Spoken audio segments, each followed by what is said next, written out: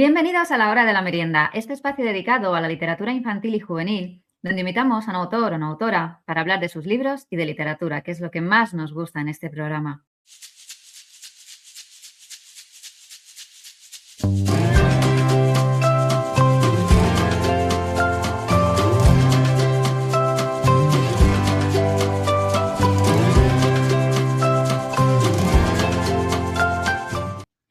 Si queréis conocer a más autores que nos cuenten sus secretos como escritores o descubrir las historias que funcionan entre los jóvenes lectores, os animo a invitarme a un café en el link que encontraréis en la descripción de este capítulo. Hoy vamos a hablar de los thrillers juveniles, de esas novelas con un misterio que resolver, que enganchan de principio a fin y que no puedes dejar de leer. Y lo vamos a hacer con el escritor Álvaro Núñez. Bienvenido, ¿qué tal estás? Muy buenos días, Rocío. Muy bien, encantado de estar aquí. Bueno, Álvaro, empiezo a oírme. Empiezo a oírme, Álvaro. Mira, haz una cosa, quita, mientras yo hablo, silencia el micrófono. Vale, así. Así vamos a tener que hacerlo, Álvaro. ¿Tú me escuchas? ¿Me escuchas? Vale, pues cuando vayas a hablar tienes que volver a darle, ¿vale? No sé por qué, se nos está acoplando el sonido, lo hemos intentado varias veces, así que vamos a tener que hacerlo así, ¿vale? Bueno, Álvaro es autor de Los rebeldes de Camden Town, esta novela que tenemos aquí. Una novela que yo saqué prestada de la biblioteca porque hacía un año que me había ido a Londres y tenía ganas de leer una novela ambientada en Londres. Y también porque llevaba mucho tiempo queriendo leer algo de Álvaro. A Álvaro le sigo desde hace tiempo, pero no había coincidido que hubiese leído nada de él, así que esta ha sido la primera. Él es autor de varias colecciones infantiles, como Perro Verde, Pandilla Wasabi o Lechuza Detective, todas publicadas en Anaya y sé que con mucho éxito. Y también se ha adentrado en el mundo de la novela juvenil con Sociedad Lovecraft o esta de lo que hoy venimos a hablar, que es lo que hemos dicho, Los rebeldes de Camden Town. Una historia que sitúa al lector en el Londres de los años 80, donde tres jóvenes muy distintos entre ellos se verán inmersos en un misterio de corrupción, de muertes y secretos, todo ambientado con una banda sonora donde suenan temas de los Clash, de Jan o de los Sex Pistols, que además sé que se pueden escuchar a través de Spotify porque Álvaro ha puesto una lista en Spotify para que podáis tener esa inmersión dentro de la novela. Así que es una total experiencia de lectura, de música y de viajar hacia ese Londres de los años 80. Así que Álvaro, yo siempre empiezo preguntando o que nos presentéis vosotros a vuestros protagonistas. Así que Álvaro, ¿quiénes son Shane, Anna y Jim? Bueno, Saint Anna y Jim. Bueno, son tres jóvenes de diferentes extractos sociales, de diferentes orígenes. Eso es lo que me encantaba, lo que quería transmitir en esta novela, romper los prejuicios.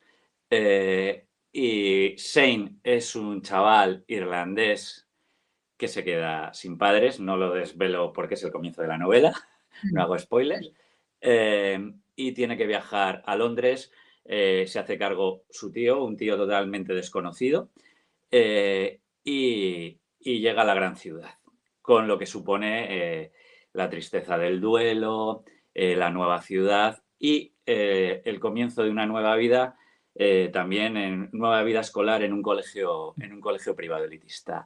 Ana es una chica gaditana del barrio de La Viña que se va a Londres a estudiar inglés y para vivir hace camas en un hotel.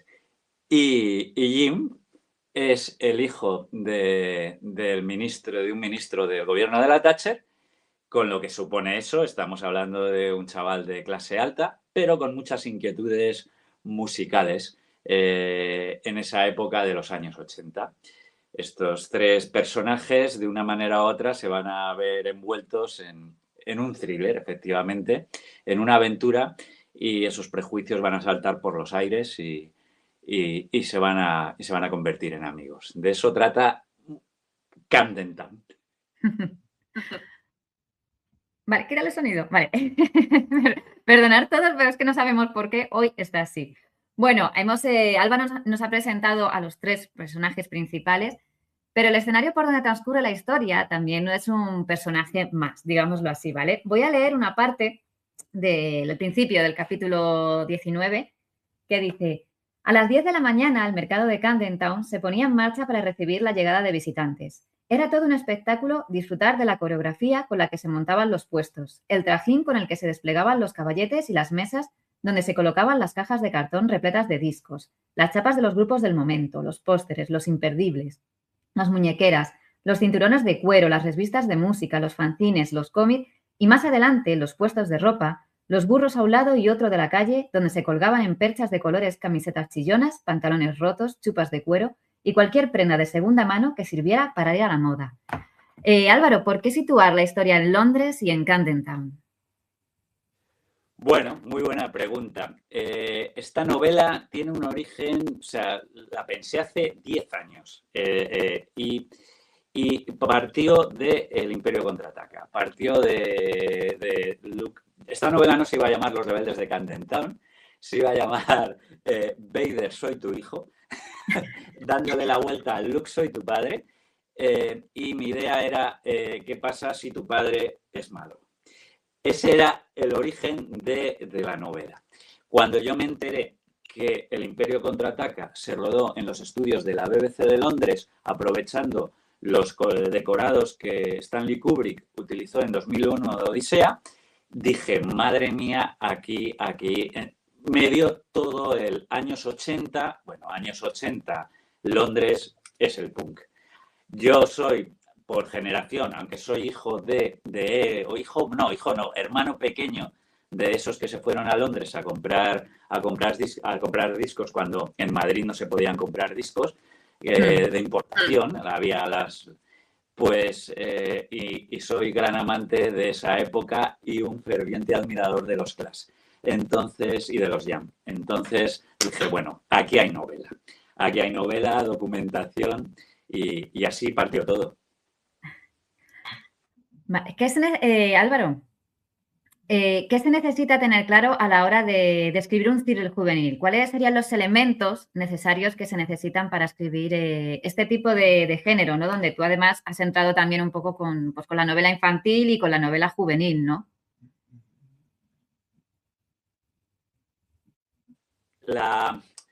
Es un thriller, efectivamente, es un thriller.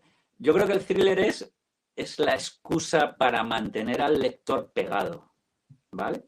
Pero yo creo que es una mezcla de géneros. Esta novela tiene muchas cosas, es una mezcla de géneros, pero sí que atraviesa narrativamente el thriller, que para mí era fundamental que los capítulos fuesen cortos para proponer las ganas de seguir leyendo.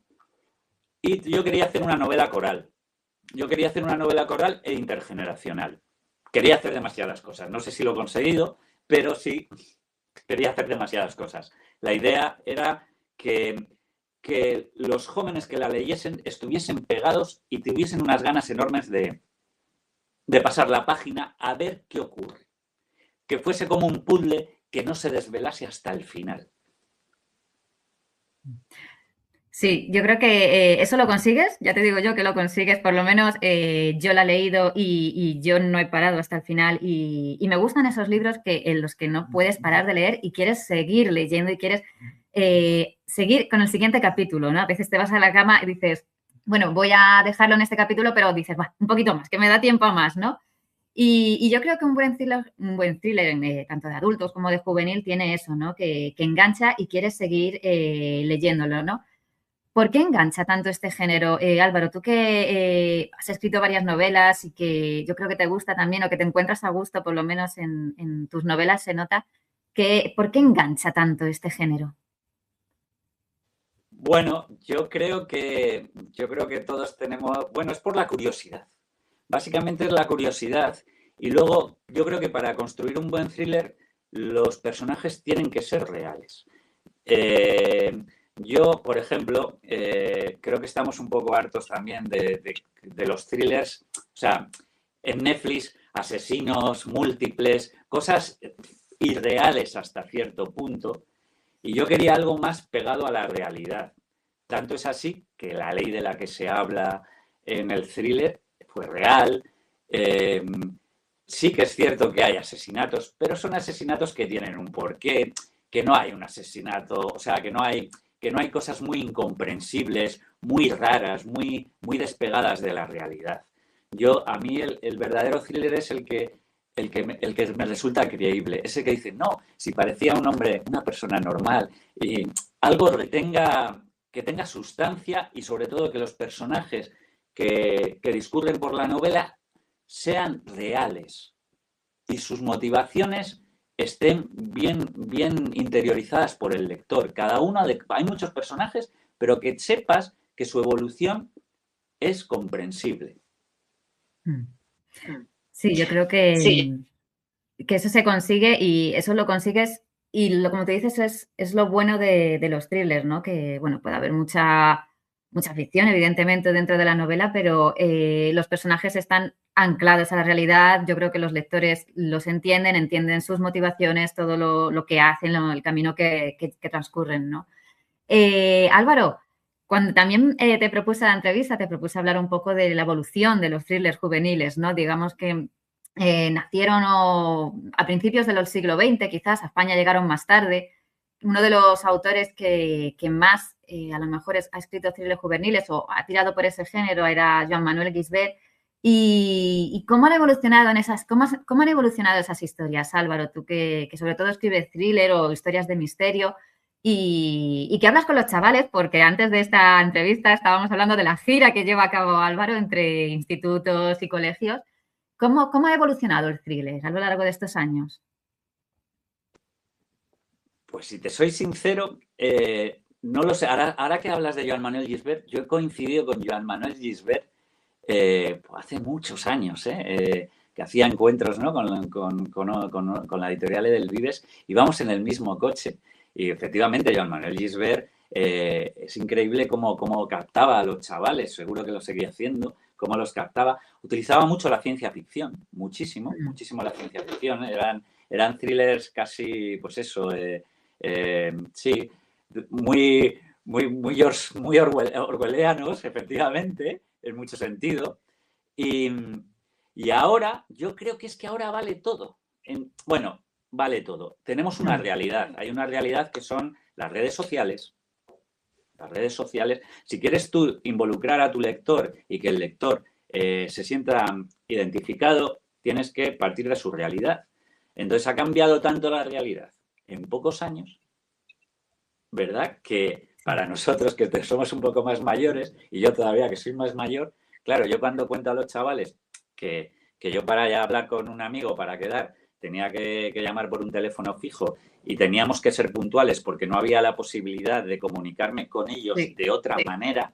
Eso, claro, es un cambio tan drástico. Ahora es la inmediatez, la posibilidad. Ahora se nos rompe el móvil y es una tragedia. Es una tragedia a cualquiera de nosotros. Entonces yo creo que tienes que pegarte a eso, tienes que pegarte a la realidad. Pero ojo, yo aquí no lo he hecho, yo me he ido al pasado, porque yo pienso que los jóvenes punks de 1980 en el interior no difieren nada de los chavales de ahora que ahora escuchan trap. Es que no difieren nada. Sí, lo que es lo alrededor, sí. Es decir, la tecnología, las relaciones sociales, un poco sí, pero el interior tiendo a pensar que no. Y yo quería abrirles esa posibilidad de decir, mira, igual puedes hablar con tu padre que vivió esto y te vas a dar cuenta que hay muchas cosas en común, que tu padre igual era más parecido a ti de lo que piensas, ¿no? También ese diálogo generacional sí que me gusta. Ahora, yo que sé, hay grandes escritores de thriller, por ejemplo, David Lozano, o sea, que hace unos thrillers maravillosos y que engancha muchísimo. Yo creo que, claro, es la siguiente generación, ¿no? La literatura juvenil yo creo que tiene que tirar por ahí, porque en cuanto llegan las pantallas, la competencia es brutal. Los de primaria, ahora que no me oyen, son más fáciles de engañarlos, son más entusiastas. En cuanto llegan las pantallas y las redes sociales, verdaderamente tienes que involucrarlos de una manera. Se tienen que sentir protagonistas de lo que escribes para que les interese.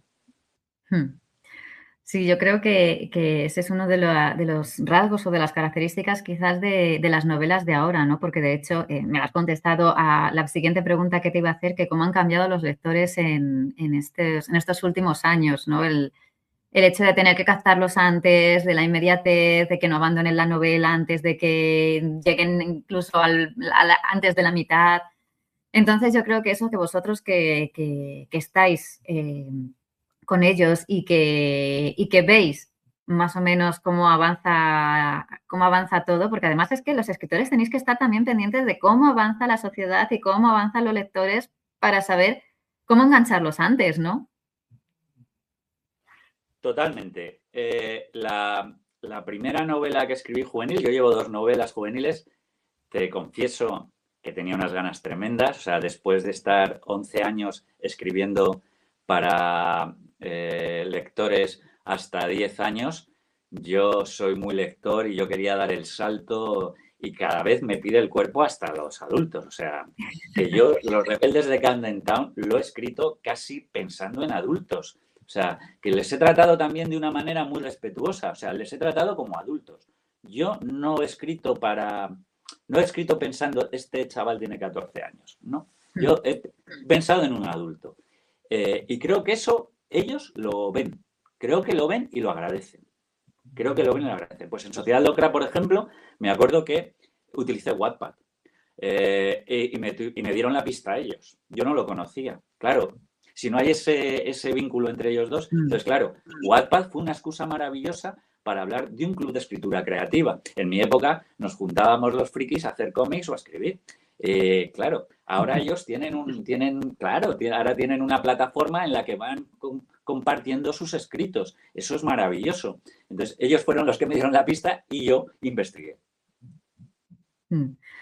Pues fíjate que es tu segunda novela juvenil y se publicó el año pasado y ha entrado de lleno en los premios Criticón, que los premios Criticón son es una iniciativa que fomenta la lectura entre los adolescentes, que se hace en Zaragoza, es un certamen que se hace en Zaragoza y que son los propios adolescentes quienes eligen las lecturas y quienes eligen el ganador, ¿no? Y este año compites contra Andrea Tomé con Prisión 6 y contra Ruiz Díaz, que fue el ganador del premio DB con La Casa del Árbol y que yo tuve la suerte también de entrevistar también para El País. ¿Qué se supone, Álvaro, qué supone para ti que tantos lectores jóvenes estén leyendo tu novela y que puedas compartir con ellos esta historia?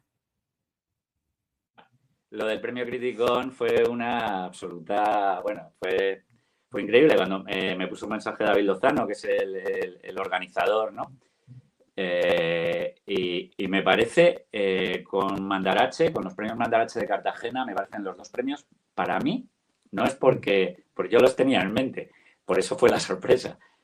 Para mí es lo mejor que hay porque son los lectores. Aquí no hay premios Planeta que valga.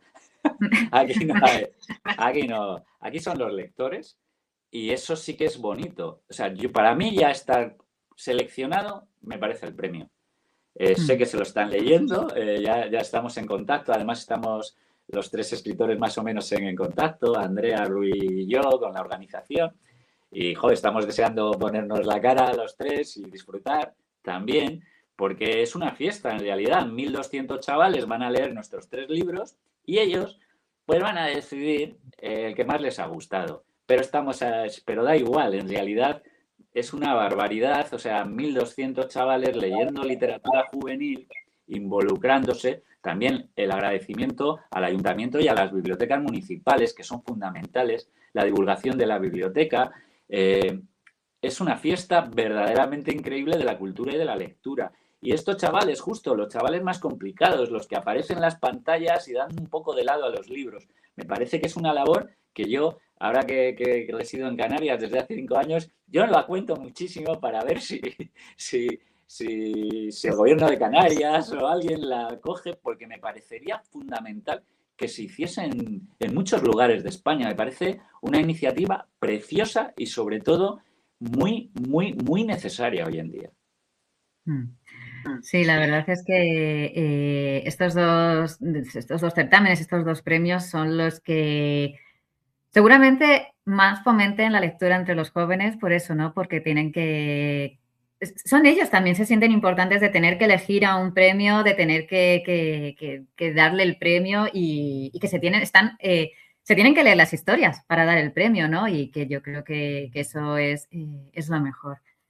Álvaro, me queda solamente una pregunta ya, que ya no tiene tanto que ver con la literatura, sino que tiene más que ver con el nombre de este proyecto, de A Merendar con Mamá, y que siempre hago a mis entrevistados, que es una merienda que recuerdas de tu infancia o un momento de esas meriendas. Has dado con el tipo más goloso del mundo. O sea, pero el más goloso del mundo. Mi madre era una maravillosa repostera. Entonces, pero yo me quedaría con sus bizcochos, sin lugar a dudas con los bizcochos. Los bizcochos de naranja los hacía con yogur de limón o con yogur natural, un colacao y un trozo de bizcocho. Puf, eso, a día de hoy sigo haciendo bizcochos y sigo con la receta de mi madre.